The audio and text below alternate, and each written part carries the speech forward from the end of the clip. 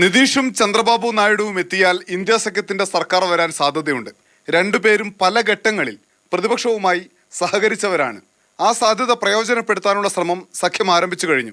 ശരത് പവാർ, സീതാറാം യെച്ചൂരി എന്നിവരാണ് ഇരു നേതാക്കളുമായും സംസാരിച്ച് സഖ്യത്തിലെത്തിക്കാനുള്ള ശ്രമം നടത്തുന്നത്. നിതീഷ് കുമാറിന് ഉപപ്രധാനമന്ത്രി പദം, ആന്ധ്രയ്ക്ക് പ്രത്യേക പദവി എന്നിവയാണ് ഇന്ത്യ സഖ്യം ഈ നേതാക്കൾക്ക് മുന്നിൽ വെക്കുന്ന സാധ്യതകൾ. ഇതിനു പുറമെ കേന്ദ്ര മന്ത്രിസഭയിൽ ആവശ്യമായ പരിഗണനയും നൽകും. എന്നാൽ അപകടം മനസ്സിലാക്കി ഈ രണ്ട് നേതാക്കളുമായും NDA നിരന്തര സമ്പർക്കം പുലർത്തുന്നുണ്ട്. ഇന്ന് വൈകിട്ട് 6 മണിക്ക് ചേരുന്ന ഇന്ത്യ സഖ്യ യോഗം അതിനിർണായകവുമാണ്. आने वाले दिन महत्वपूर्ण होंगे.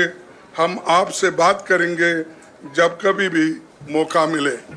യെച്ചൂരി, ശരത് പവാർ എന്നിവർ രണ്ട് നേതാക്കളുമായും ഫോണിലൂടെ സംസാരിച്ചിട്ടുണ്ട്. എന്നാൽ തിരഞ്ഞെടുപ്പ് ഫലം വന്ന് പിറ്റേ ദിവസം തന്നെ ചന്ദ്രബാബു നായിഡു മുന്നണി മാറുമോ എന്ന പ്രശ്നമുണ്ട്. നിതീഷ് കുമാറിന് അത്തരം ധാർമ്മിക പ്രശ്നങ്ങളില്ല എന്ന് അദ്ദേഹം പലതവണ തെളിയിച്ചതാണ്.